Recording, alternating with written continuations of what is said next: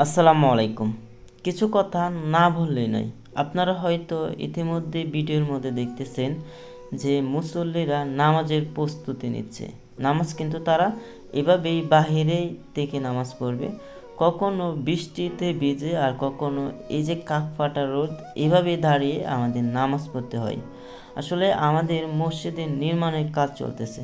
আপনারা হয়তো দেখতেছেন যে একচালা একটা টিনের ঘর দেখা যাচ্ছে। এটাই হচ্ছে আমাদের গ্রামের একটা মসজিদ।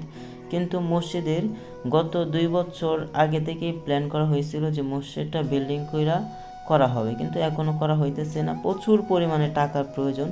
আমি জানি না কবে আমাদের এই মসজিদটা টোটালি কমপ্লিট হবে, তবে সকলেই দোয়া করবেন যাতে আমাদের মসজিদের কাজটা খুব দ্রুতই আমরা কমপ্লিট করতে পারি। আসলে এই স্মার্ট বাংলাদেশে আয়সা আমার জানা নাই যে এরকম মসজিদ এখনও আছে কি না, বা মুসল্লিরা এইভাবে এত কষ্ট করে নামাজ পড়ে কি না। আসলে বিভিন্ন জায়গাতে আছে নামাজ পড়ে, কিন্তু এইভাবে এতদিন একই পজিশনে তাই কাজে নামাজ পড়ে, এটা আসলে আমার জানা নাই।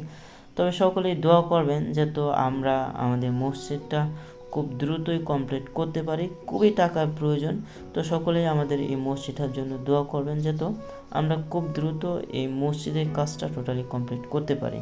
আসসালামু আলাইকুম।